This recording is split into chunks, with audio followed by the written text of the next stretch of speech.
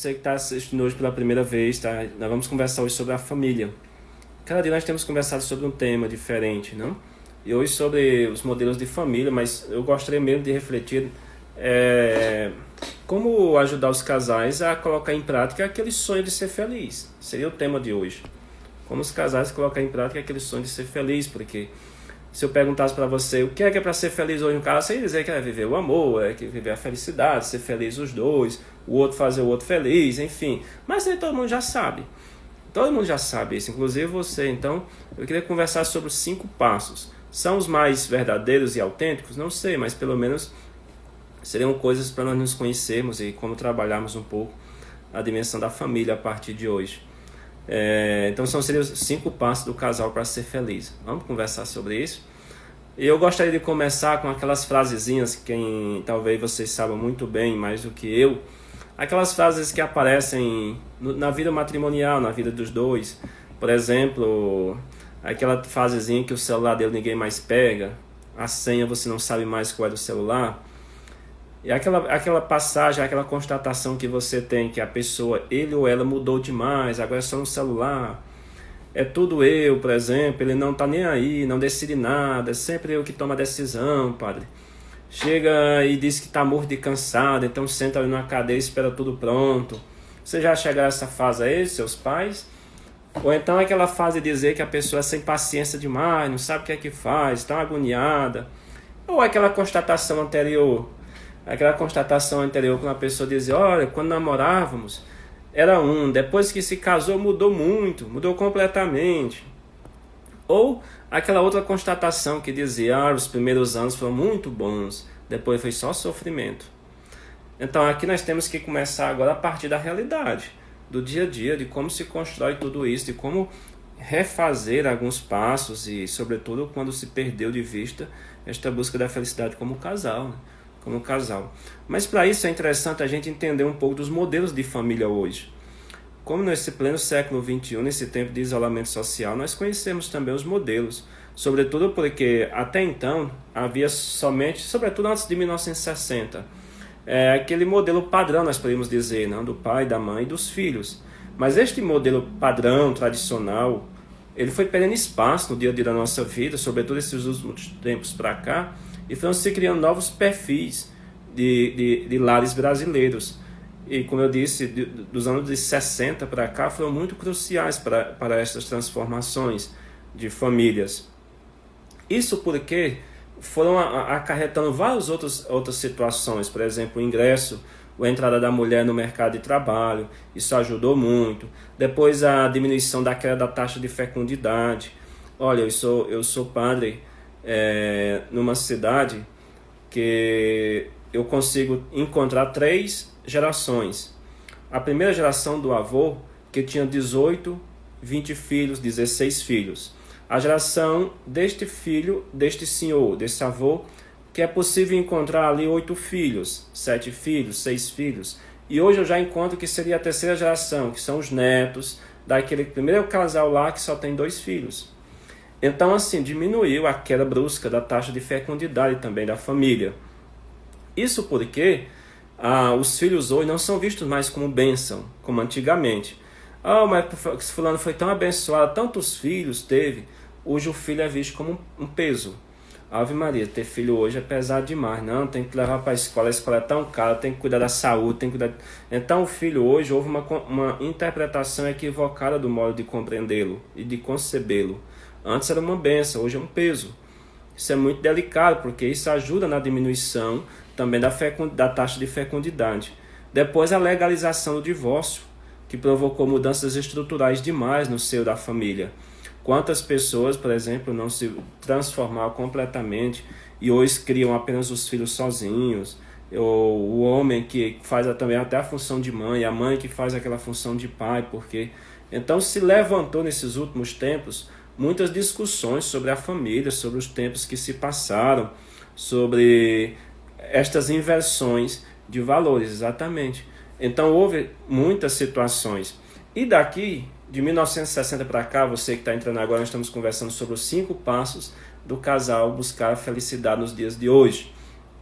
E nós estamos partindo da compreensão de como era se constituir a família brasileira. aquela família tradição. Depois encontramos as causas das mudanças das famílias. E agora entram as novas caras das famílias brasileiras e até mesmo pertinho de nós. Por exemplo, nós temos hoje aquela situação da avó ou do avô que mora com os filhos e os netos. Nós temos aquela presença do padrasto, por exemplo, que mora também já que é pai. Ou seja, o padrasto também que é pai, porque é padrasto já de outros filhos.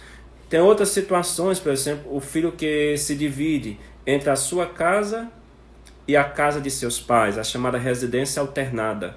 É aquela sensação, é aquele compromisso que ele casou, vai morar ali, mas não sabe se almoça lá ou na casa do pai ou da mãe, enfim. Então tem também aquela situação de família hoje que é a mãe que cria os filhos sozinha. Ou da outra forma, o pai que cria sozinho talvez. Mas tem outra configuração de família, que são aquelas casais que optaram por não ter filhos. Talvez até você conheça. Não tem filhos, mas tem cachorro, né? E aí o cachorro é mais tratado com tanto carinho, com tanto zelo, muito mais do que um filho. Que é uma preocupação muito grande, e sobretudo diante da solidão, que é o tema que nós falávamos ontem, de pessoas que não têm filhos, não casaram, e agora enquadram-se nessa fase um pouco da solidão, do mundo de hoje, da questão do isolamento e tudo, não só social do tempo que nós estamos vivendo, mas do ponto de vista assim, mais geral. Então começou a se criar, e agora tem até esses cachorros, né, que ficam gastando muito dinheiro, tem pessoas que deixam até testamento para o cachorro, né? Mas sem falar dessas coisas assim que são verdadeiras, né, tem aquelas pessoas também, famílias que se construíram do mesmo sexo e construíram um lar em casa, não? Então são mudanças que vão acontecendo nos dias nossos. E, por não falar, famílias de segunda união, ou seja, que começaram uma vida e não deu certo, agora estão numa segunda convivência familiar. Para, claro, encontrar aquele conceito de felicidade. Então nós agora vamos começar a entender o que é felicidade nos dias de hoje. Eu pego duas compreensões de felicidade. A felicidade de uma forma prática e aquilo que poderia nos ajudar hoje a colocar dentro da nossa mente, do nosso lar familiar, um conceito de felicidade. O que seria felicidade hoje para você? Escreva aí, para depois nós vermos direitinho o que era. Porque a felicidade, para algumas pessoas, acham que é só ter uma casa muito boa, conviver ali com a família. Outras não só ter a casa, mas ter também um dinheiro muito suficiente para passear, para ir em qualquer lugar, para visitar uma praia, por exemplo, estar passeado, ou comprar carros, enfim, ou ter tudo aquilo que for de bom e de melhor. Então, tem as compreensões do que é felicidade hoje, como também tem uma outra compreensão do que seja felicidade. Aqui eu trago uma definição de Aristóteles, há muito tempo atrás, definia a felicidade como o bem mais desejado dos homens. E de fato, você que casou, eu penso que você casou para ser feliz. Eu penso que você que casou, construiu uma família hoje, você constrói essa família para ser feliz. Não só você, mas também fazer o outro feliz. Ou o outro sendo feliz, te completa também a felicidade. Então a felicidade hoje, não só compreendida como a aquisição de bens, de valores econômicos, que seria aqui uma felicidade extra, mas a felicidade como aquele bem desejado. Agora aqui nós entendemos a felicidade no segundo sentido, como o fim das nossas ações humanas. Nós estamos nesse tempo da pandemia. Qual seria a felicidade de um médico? É ver uma pessoa contagiada pelo vírus, o Covid-19, e ver ali, como é que eu diria, reconquistar a sua cura, conseguir a sua cura. Então, a felicidade como um fim das nossas ações. Então, seria a felicidade sua hoje, ver os seus filhos felizes. Seria o fim do seu bem ou da sua felicidade. Nesse sentido, nós começamos a compreender que para ser feliz hoje, nós precisamos saber onde nós estamos pisando. Eu sempre tenho dito ultimamente que ninguém consegue ser feliz, um casal ser feliz, se ele não tem em mente onde ele está com seus pés. E se a gente não consegue, de certo modo, fazer com que nós conheçamos a nossa realidade onde nós estamos pisando. Isso seria muito bom a partir de agora. O primeiro passo que nós podemos dizer para um casal hoje, nos dias de hoje, buscar a felicidade, seria conhecer a realidade. A parte daqueles 3 pontos que eu sempre tenho trabalhado com vocês ultimamente, não? Conhecendo a realidade, nós conhecer aquilo que é ideal da nossa vida como casal. Quando vocês casaram, que talvez tinham o sonho da felicidade, da vida matrimonial, de como construir tudo, que seria aquela casa, que seria aquele carro, enfim, nós conversávamos um pouco sobre ontem, mas a vida real, quando vocês se juntaram, os panos, como se dizem, se viram que ele até roncava, ou você roncava. Então aqui foi a vida real, ou seja, aquilo que era ideal começou agora a viver o que é real. Só que entre esses dois patamares ou extremidades do ideal e do real tem a possibilidade, aquilo que é possível ser feliz. Se a pessoa quer, idealiza uma casa tão boa, tão grande, de vidros e tudo mais, com banheiro dentro de casa, que é para ser feliz, mas na sua vida real não lhe permite, então você não pode perder de vista a possibilidade disso não acontecer. Então a felicidade da vida matrimonial, para se começar a partir de agora, tem que buscar sempre o que é real, a partir dos nossos próprios passos. Aqui onde vem, por exemplo, aquela senhora que tem aquele vício de comprar. Aquela senhora que tem o vício de comprar tudo que vê. E de certo modo a sua realidade, o seu real, o seu modo de estar e de viver não é condizente com essa aquisição, esse vício de alimentação disso. Então a pessoa começa a viver esta fase daquilo que é ideal dentro de um real que não é possível. Então, de certo modo, ajuda hoje a se perguntar os dilemas de uma vida familiar para ser feliz. E sobretudo a partir de um laço de cumplicidade. Porque quando não existe esta intimidade, ou esta cumplicidade, até mesmo o respeito e a confiança entre os dois, não gera, por exemplo, um diálogo pautado entre os dilemas da vida. Por exemplo, o que eu quero, o que eu devo e o que eu posso. Eu sempre converso sobre isso também, porque ajuda muitas vezes a vida matrimonial. Olha, aquilo que eu quero, eu devo ter. E aquilo que eu quero, eu devo ter e posso ter. Aqui são coisas muito claras, porque ajuda muitas vezes, sobretudo nas vidas iniciais de matrimônio. Ontem mesmo eu conversava com uma pessoa, aqui mora comigo um diácono, que é aquele quase padre que está pertinho. Nós conversávamos e ele conversava com uma pessoa que fazia 3 meses que tinha se casado e agora estavam separados. E eles estavam exatamente nesse dilema, porque algumas coisas não se podem continuar porque houve uma transformação do seu estágio de vida, não só social, mas também de vida pessoal, de como construção de laço de vida também.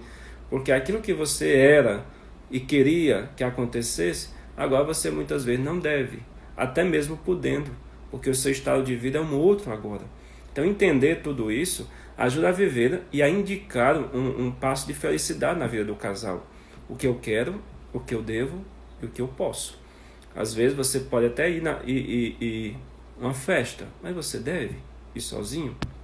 Você pode até querer comer tanta coisa, mas como a sua saúde lhe permite, então você deve comer isso? É aí que nós começamos a entrar nos dilemas da vida. E na vida matrimonial é muito importante, sobretudo nesse passo, para a gente compreender os dilemas relacionais da vida. Então, o primeiro passo que nós podemos conversar hoje é só conhecer a realidade. Agora, conhecendo essa realidade, conhecer também os propósitos daquilo que nos faz viver dentro de nós. O segundo passo, que talvez ajudaria muito a nossa vida hoje, sobretudo na vida matrimonial, é o foco do casal. Veja que se eu perguntasse para nós hoje, para qualquer um de nós, o que é que nós precisaríamos para ser feliz no casal, talvez seria o amor, seria viver a fidelidade, a confiança. Isso daí vocês e eu, todos nós já sabemos. Agora, como tratar de outros assuntos que esteja dentro da convivência matrimonial, que a gente precisava partir daqui. Por isso nós conversamos a parte da realidade. Agora o propósito é a questão do foco. Isso é muito importante na vida, meu povo, porque quando a gente perde o foco daquilo que nós somos, nós nos perdemos na vida. A partir de um casal que começa a se perder o foco, eles conseguem se perder a si mesmo. Eu não sei se você já conheceu um casal de perto, já conviveu ou teve a oportunidade de conhecer aquele casal que vivia tão bem, mas eles trabalharam tanto e focaram tanto no trabalho que chegou a um certo momento que eles se perderam, porque o foco era tanto o trabalho e não eram eles dois. Eles se encontravam em casa e se encontrando em casa não estavam mais unidos, eles estavam só apenas juntos. Porque quando chegavam os problemas, as preocupações do trabalho, separavam eles do ideal de família. Então é importante nesse momento dar mais atenção ao quê? Ao dinheiro, ao trabalho, à convivência de vocês dois. Talvez fosse o momento mais importante hoje da nossa conversa, seria essa perguntinha. Nesse tempo de isolamento social que nós estamos passando, o que é mais importante dar atenção hoje? É o trabalho? É o salário que está chegando aí ao final do mês? Como é que vai ser o começo do mês? Ou é a minha família? Como entender isso? Porque dentro do propósito da vida, tem sempre aquilo que é necessário, aquilo que é distração e aquilo que é urgente. Vocês viram que nós conversamos sobre a questão da realidade entre o ideal, o possível, não, e o real. Agora nós estamos conversando sobre 3 outras coisas. É aquilo que é necessário para a vida matrimonial e aquilo que é distração e aquilo que é urgente. Às vezes, muitas convivências apimentam na dor, porque ele tem uma certa distração. Olha, padre, nós trabalhamos a semana toda, o final de semana, que é o tempo que nós temos para ficar junto com nossos filhos e juntos, ele tem um negócio de um jogo de futebol, ele tem um negócio de ir para um bar. E aí, padre, se beber, ele não volta logo. A gente fica preocupado. Então, assim, na vida do casal, para ser feliz, não pode perder o foco, o propósito dos dois serem felizes. E nisso tem que se concentrar naquilo que é essencial da vida matrimonial. As distrações, elas não significam dizer que não sejam lazeres. Claro que sim, podem ser um lazer. Agora, quando você vai a um lazer, deixando para trás o resto daquilo que é necessário, que é a sua família, eu não sei se seria uma distração. Por isso que é importante no foco do casal ter presente o que é necessário, o que é distração, mas também o que é urgente. Se você acha que do dia a dia da vida está precisando urgentemente conversar com ele, se você acha que no seu dia a dia está precisando tomar uma decisão, porque do jeito que vai você está começando a perceber que o seu casamento está indo para o fundo do poço, então é importante ver essa urgência. Não perda o foco. Mas se a gente tivesse tomado essa decisão bem antes, a gente teria resolvido hoje, estaríamos de uma forma diferente, é claro. Eu sempre digo ultimamente, sobretudo na minha vida de padre, que o que a gente tem que fazer logo, se tiver como. Então, se tiver como você conversar com ele ou com ela, aproveite esse tempo de isolamento social, porque depois vai voltar a rotina, e aquele tempo do seu corre-corre e tudo mais, vai achar que tudo é necessário, que tudo se pode distrair, que você achar que você, trabalhando pelo menos, está distraindo a cabeça. Então você poderia de certa forma ajudar nesse momento que você está passando, diante desta urgência, e tentar resolver. É importante pensar um pouco sobre isso, porque tem poder quem age, e tem mais poder ainda quem age certo, sabia? Então é importante, nesse momento de propósito, saber como agir. Mas não só agir por qualquer forma, agir de forma certa.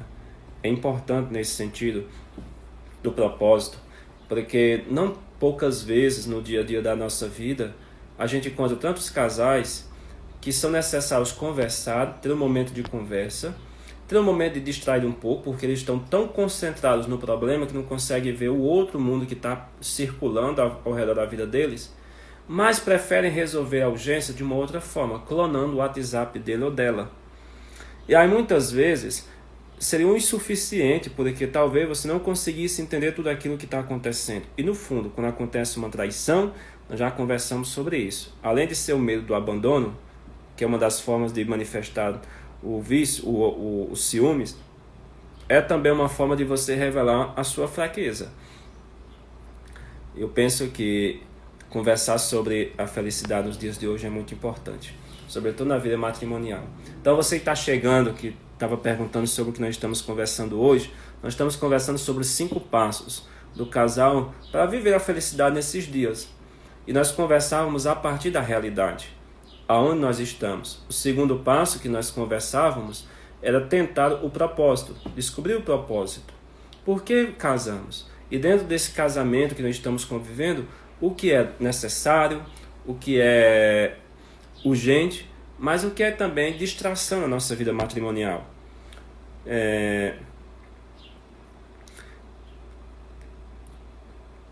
Se você nesses dias tem passado por alguns momentos e que seria necessário recomeçar, converse com a pessoa o quanto antes.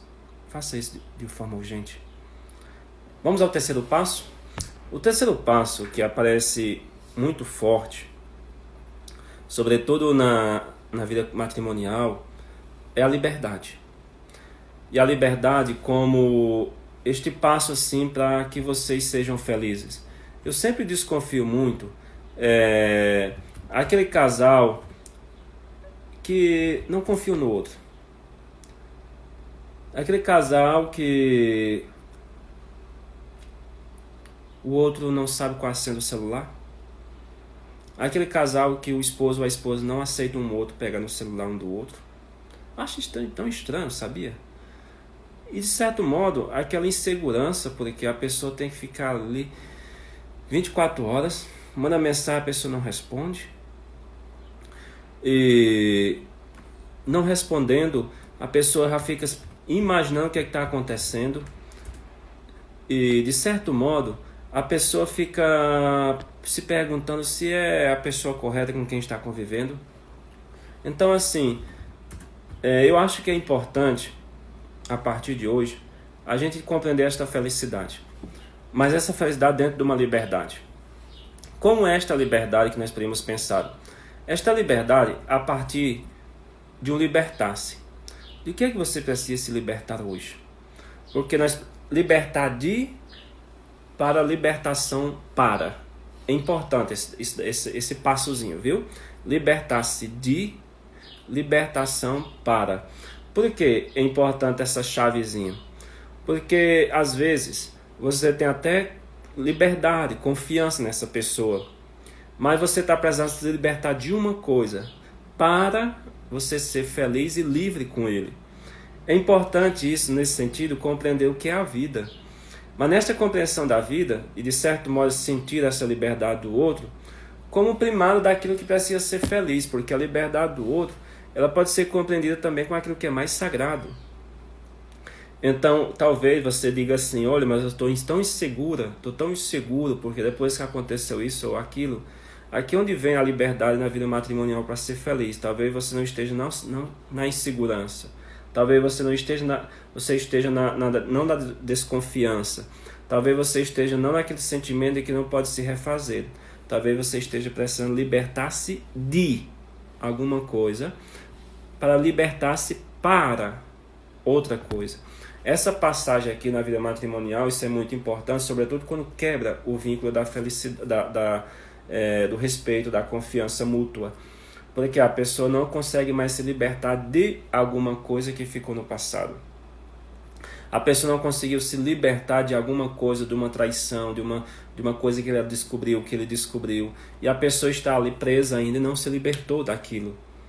Por isso que a liberdade na vida matrimonial ela é muito importante, não é libertinagem.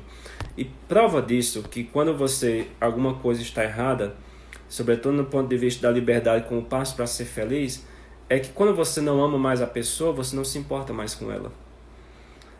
E ela sai, ela chega, ela diz que vai para ali, vai para lá, e você não está nem aí mais, não se preocupa. Pelo contrário, você acha tão bom ficar só?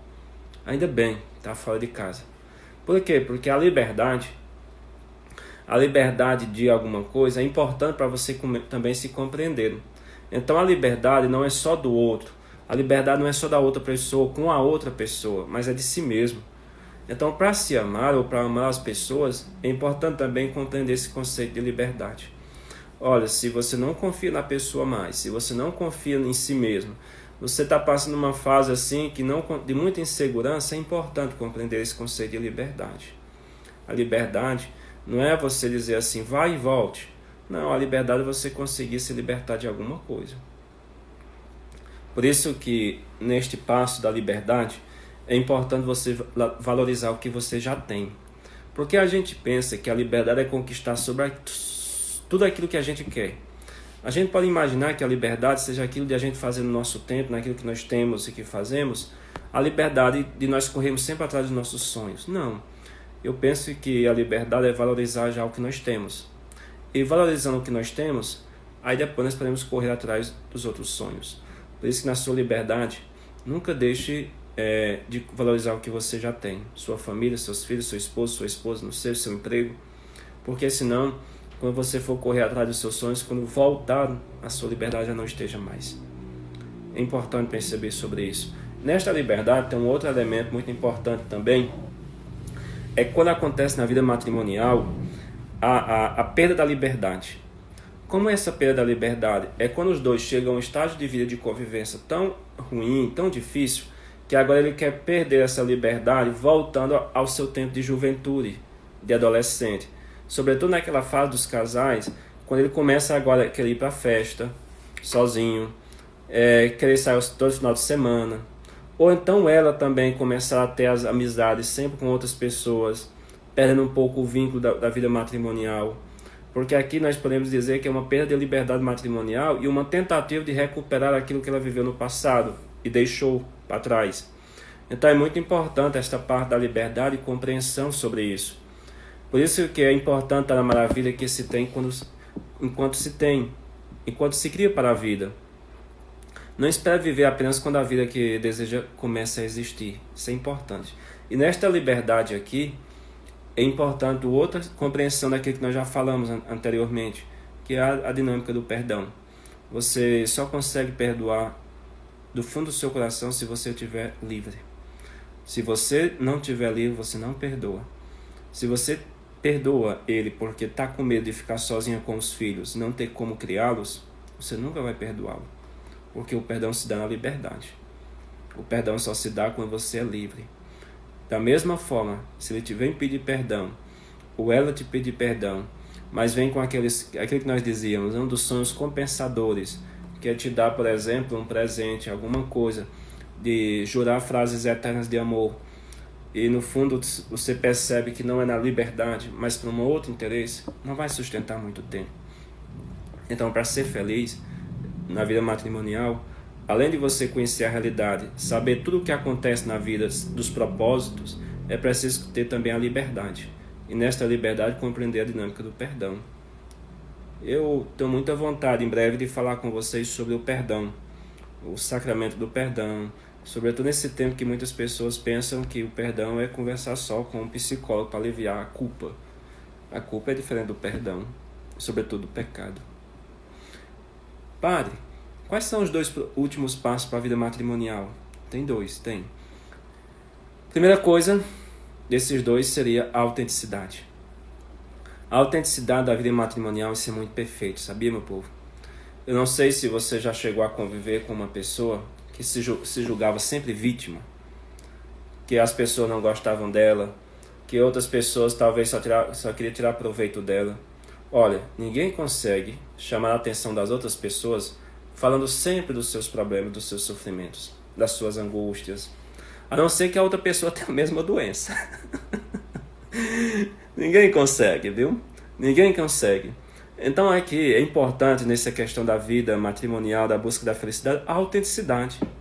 A autenticidade da vida matrimonial. E aqui entra a dinâmica das relações, sobretudo dentro da família, entre o homem e a mulher.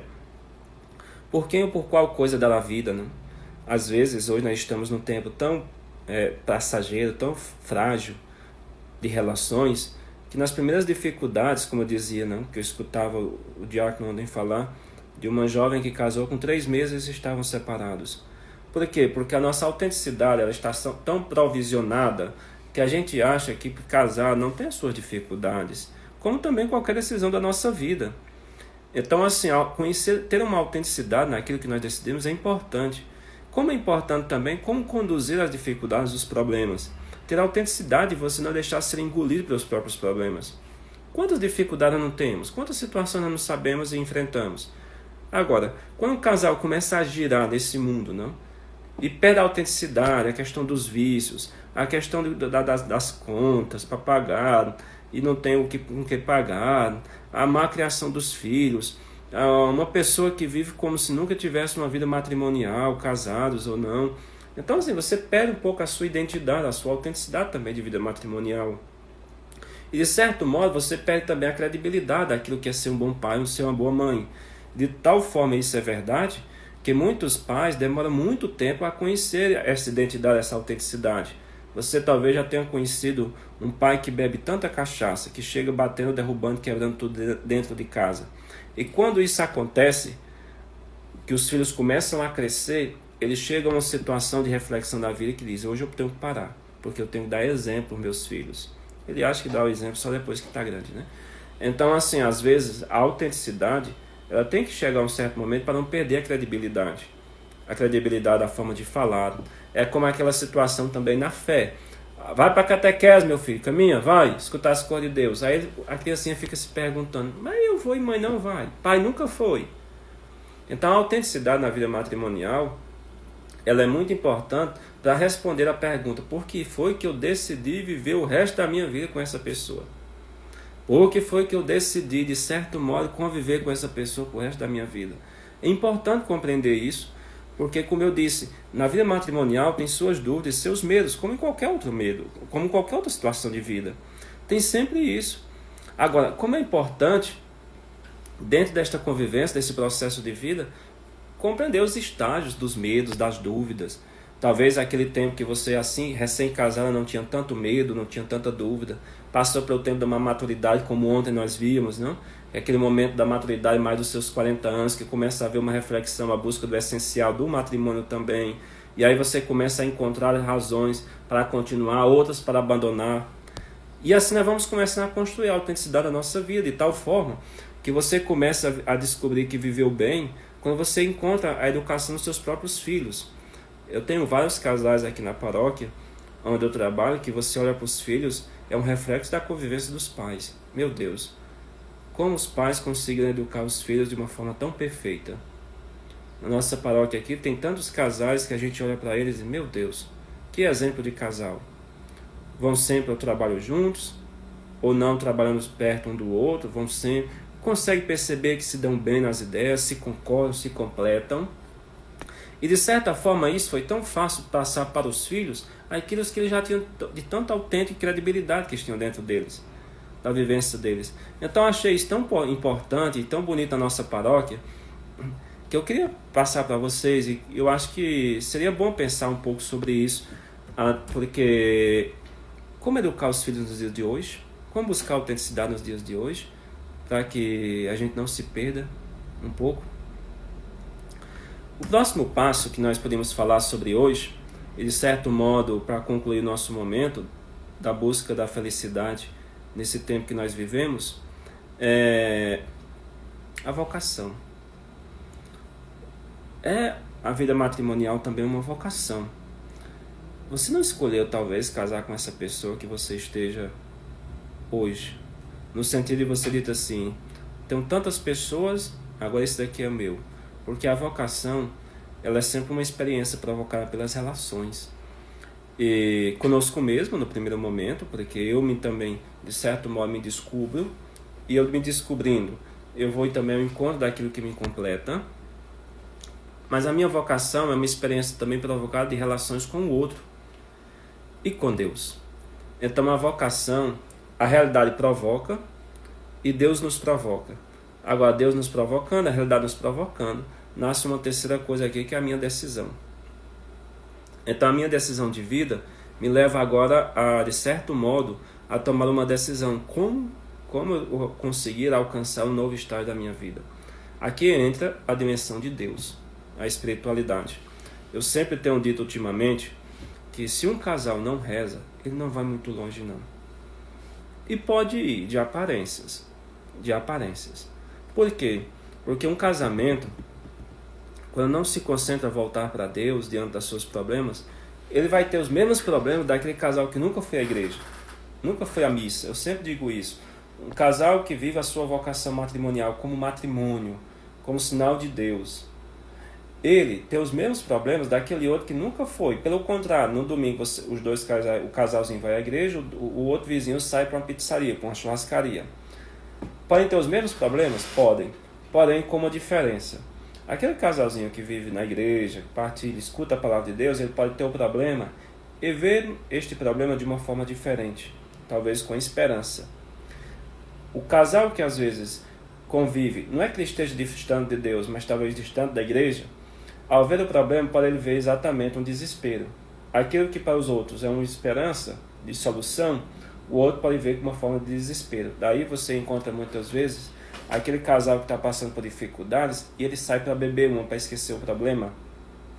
Aqui você encontra talvez aquele casal que esteja passando por uma dificuldade, ela com aquela carência afetiva, porque ele não dá mais atenção a ela e tudo mais, e ela vai para a academia, que diz que é para reconquistar a confiança e também a reconquistar a confiança dele. Isso daqui tudo é aparência. Com 15 dias, com 20 dias, um mês, 2, 3 meses, isso vai acabar.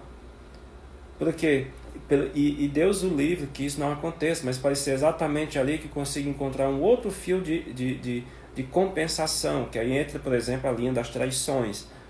Por isso que um casalzinho que não consegue, a partir desse tripé de Deus, deles e da família, não se unir perto de Deus, demora pouco. Aí você pode dizer assim: padre, eu conheço casal que nunca foi na igreja e vive bem, certo? Eles podem viver bem.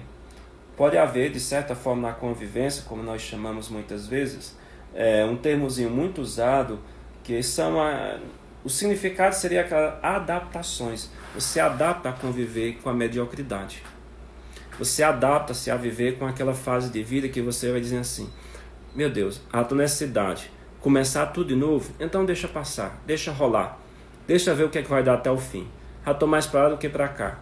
Então uma certa, não é comodismo, é uma certa adaptação de uma certa mediocridade. Então entender na vida também, um casal para ser feliz, é a espiritualidade. Trabalhar dia e noite, correr para lá e para cá, tudo isso é necessário. Pode ser que não seja urgente. Agora é importante compreender tudo isso, a espiritualidade. Um casal que não reza, um casal que não faz parte de nenhuma igreja, de nenhuma pastoral, de nenhum grupo, ele pode ter uma estrutura sentimental muito abalada. E pode ser de ter, de certa forma, uma estrutura tão assim frágil, que nos primeiros problemas, nas primeiras situações, não sabe como resolver. Falta discernimento. Então é importante, na vida matrimonial, para ser feliz, não só conhecer a realidade, que seria o primeiro ponto. O segundo ponto, o propósito, como nós dissemos. O terceiro passo que nos ajudava a entender na vida matrimonial para ser feliz é a liberdade. Ser livres para amar, mas também para dizer o que sente, a autenticidade. E por último, a vocação. Porque como eu posso responder também à inquietação, meu chamado de Deus na minha vida? Não deixar responder esse chamado de vida na vida matrimonial quando você dizer assim: vou deixar meus filhos crescer, quando eu aposentar, vou ter tempo para a igreja. Não faça isso não. Não faça isso não. A provocação, o chamado de Deus na vida matrimonial é para servir também a sua família como essa pequena igreja, como esse pequeno modelo. Isso é de tal forma tão importante, tão necessário, que a gente tem visto nesses dias de isolamento social, tantas famílias rezando juntos, tantas famílias que estão ali compartilhando entre si experiências de fé, de igreja. Então é importante, sobretudo nessa parte da fé, da vocação, da espiritualidade, você deixar também um testamento para os seus filhos. Eu digo sempre, testamento espiritual me refiro. Eu digo sempre, por exemplo, quando eu vou fazer algumas missas ou encomendações de senhoras, de senhores que ajudaram tanto a igreja, que foram sempre fiéis, eu sempre digo para um filho, para uma filha: olha, você jamais, ou vocês jamais, um de vocês ou todos, nunca deixe ser sepultada a herança espiritual que seu pai e sua mãe deixou para você. Eu sempre digo isso. Não permita que vá junto com o caixão e o corpo dele toda a experiência de fé e de igreja que ele tinha, e que vocês foram testemunhas em casa porque conviviam, agora ele indo ou ela indo, vocês não deixem isso morrer não. Então a espiritualidade também. E você que nunca foi na igreja, vai deixar o que para os seus filhos espiritualmente? E você, que seu esposo, que nunca foi à igreja, só vai você, qual o exemplo de espiritualidade que ele vai deixar? Agora, se ver um homem completamente desequilibrado. Eu estou tentando a tarde toda aqui e não consigo me lembrar de um filme que eu assisti nesses dias. É uma comédia. 1, 2 e 3, é uma comédia que fala de uma vida matrimonial. E ele é muito desequilibrado. Então o desequilíbrio dele gera tudo na vida familiar, econômica, de convivência entre si, entre as pessoas. Ele não consegue conviver. há sempre uma distração nele e ele não consegue, de certa forma, se equilibrar e tomar decisões na vida. Você convive com uma pessoa que todas as decisões é você que toma, porque ele se ofusca, ele se oculta das decisões. É uma coisa tão séria, né? E eu estava lendo, eu disse para vocês que eu estou lendo nesses dias esse livro do Viktor Frankl. Esse livro do Viktor Frankl, Em Busca de Sentido, ele fala da convivência dele na Alemanha, no tempo de concentração. E teve uma frase que me chamou muita atenção, que eu posso até parafrasear com a vida matrimonial. Ele diz assim: o prisioneiro, então, prefere que o destino o livre da obrigação de se decidir. Porque o contexto era: eu estava aqui preso, se eu vou ter que decidir pegar esse comboio, como ele usa a expressão, ou este outro, o que é que me espera no final? Então ele disse que o prisioneiro sempre prefere que o destino o livre da obrigação de se decidir. Às vezes é a mesma forma o esposo ou a esposa. Ele ou ela pede a Deus, talvez, que o destino da vida do casal livre das obrigações do casal. Com aquela outra prática, ou aquela outra situação prática que eu poderia dizer, aquele casal que espera mesmo a tampa virar, a carga virar, para ver o que é que vão decidir depois. Não conseguem tomar decisões juntos. Então é importante hoje conviver com tudo isso, para a gente encontrar no sentido da vida uma vida mais feliz, sobretudo a vida matrimonial. Perfeito, Auricélia. Até que a sorte nos separe. Perfeito. Muito obrigado, Auricélia. Você é perfeito. Esse filme, quem não assistiu nesses dias, aproveite para assistir. Conta-se a história, toda vez começa pela parte econômica, né, do casal. Ele ganha lá não sei quantos milhões na Mega Sena, não sei aonde, mas ele nunca consegue se controlar. Ele não tem um foco, ele não tem um propósito, e nem ela também. Então se perdem e tudo mais. É muito interessante a vida matrimonial do ponto de vista daquilo que nós estamos conversando. Que você pudesse conversar sobre isso. Assista um pouco se você tem tempo, até que a morte nos separe 3. Tem 1, tem 2, tem 3. O 1 para você entender os demais. É um pouco daquilo que nos ensina nos dias de hoje. Padre, a vida matrimonial é difícil? Não. Eu já encontrei tantos casais que viveram 50, 60, 70 anos. E se perguntar se eles queriam casar da mesma forma, com a mesma pessoa.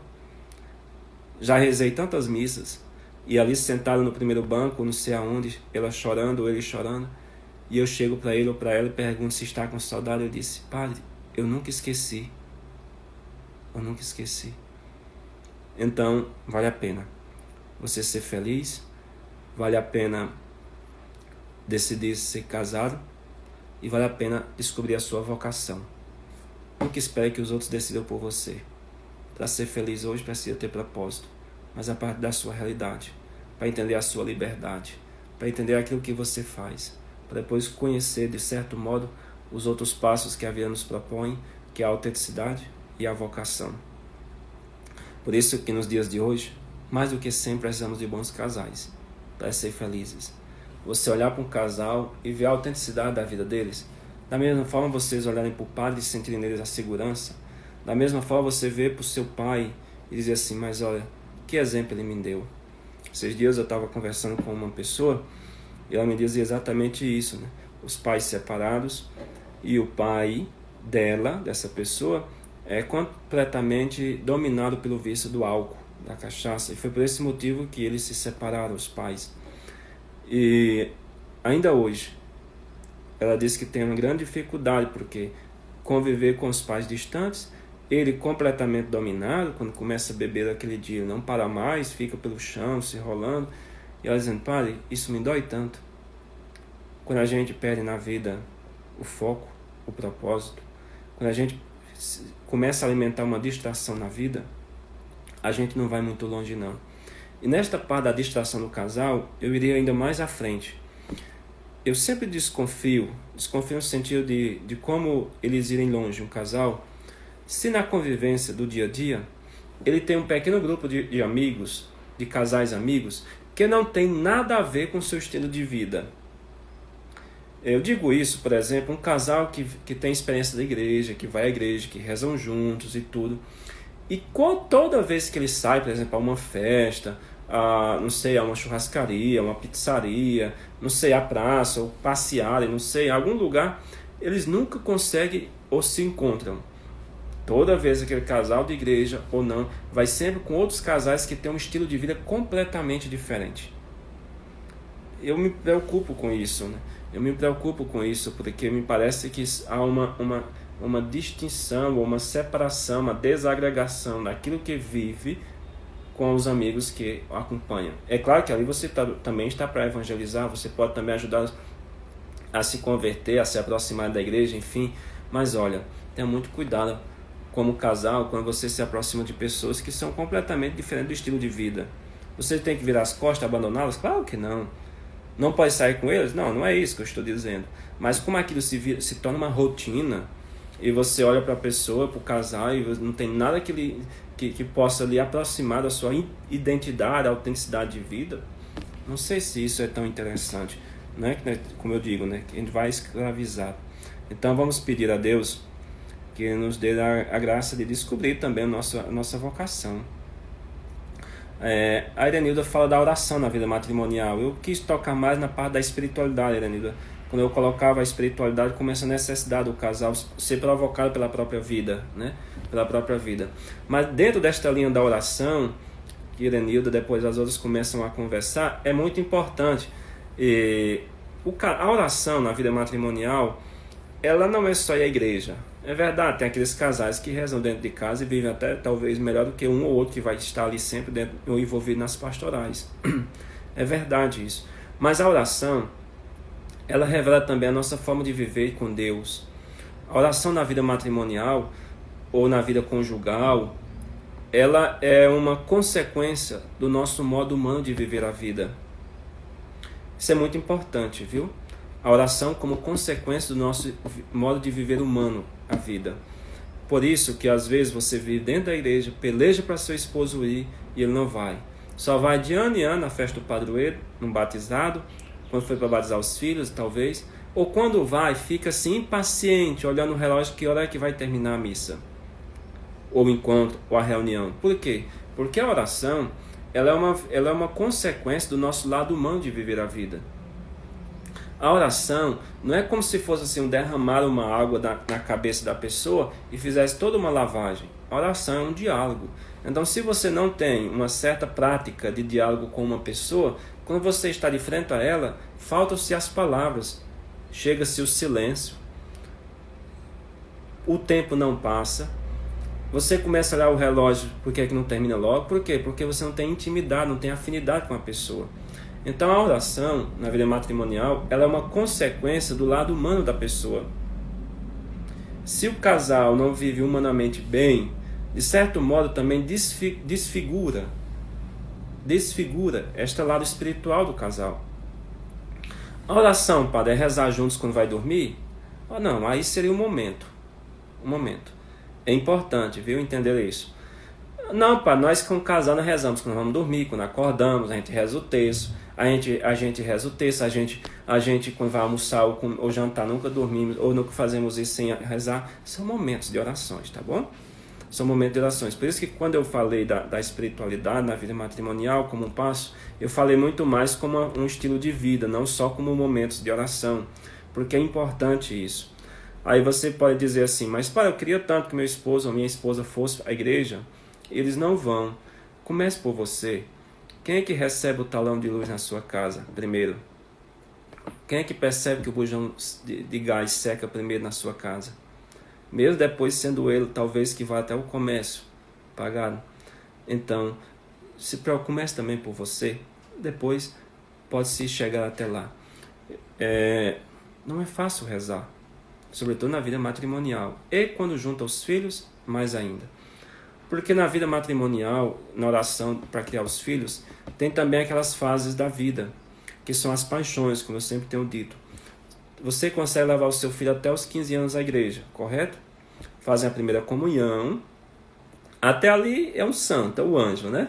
Te acompanha direto, quem talvez tenha filhos dessa idade já sabe muito bem. Só que quando eles fazem a primeira comunhão, há, de certo modo, esta frieza, porque talvez vai estudar fora ou não, começa a ter contato com outras pessoas ou não. E quando passa um pouco disso, vem as primeiras paixões. Ou ensino médio, você vai estudar fora, enfim. Mas começa a haver outras paixões. E nessas paixões do jovem, nem sempre a fé é o primeiro elemento. Porque surgem as primeiras namoradas, os primeiros namorados, surgem de certo modo as primeiras festas, as vontades de ir às festas. E do ponto de vista disso, é muito provável que na juventude não estejam as primeiras decisões sejam a da fé, da igreja. De certo modo, você encontra até aquelas pessoas que tinham os filhos que eram coroinhas, ajudavam para rezar a missa, e depois eles se distanciaram completamente, voltaram às vezes lá para a catequese da crisma, mas como foi também muito fraca, talvez nem surtiu tanto efeito, a crisma depois foi embora, não voltou mais. Ou somente aquela missa, às vezes, do domingo, às vezes ele vai ou ela vai, enfim. Então, é provável isso, que na vida matrimonial e na criação dos filhos, a oração esteja muito também voltado com aquelas primeiras paixões da juventude. Por exemplo, você mesmo talvez tenha visto esse tempo de distanciamento da igreja. Até mesmo você pode ter havido um certo tempo assim que se distanciou. E depois de um certo tempo é que vem a maturidade, aquela fase essencial. Por isso que ontem nós conversamos sobre isso, para depois vim hoje falar da vida matrimonial, para entender um pouco tudo isso, né? A fase da procura do essencial. Então esse jovem ele vai encontrar essa fase da procura do essencial depois daquelas primeiras responsabilidades, que a fé não existe tanta responsabilidade, segundo ele, talvez. Então ele vai buscando o seu trabalho, vai buscando se formar na sua linha profissional, e a fé é apenas um complemento que vai confirmando aquilo. Quando ele chega nos primeiros reveses da vida, que vê os primeiros desencantos, os primeiros dissabores, aí ele começa a ter aquele segundo raciocínio, né? O que eu sou? O que é que Deus está me dando? O que é que eu estou entendendo aqui que Deus está me falando? Pode ser que nesta convivência, né, de vida profissional, encontre outras pessoas ligadas à igreja, que aí tem a experiência de tantos encontros de jovens que hoje está nascendo e tudo, e ela vai começando a voltar para dentro de si e reacender aquela fezinha que estava lá, apagadazinha, quase cinza da catequese. Então é importante compreender isso também na formação dos filhos. E uma terceira coisa da oração em família, como foi falado e pedido, não queiram ou não obriguem que os seus filhos vivam as decisões de vocês. Isso é difícil entender isso, né? Porque os jovens hoje eles têm uma vida completamente diferente.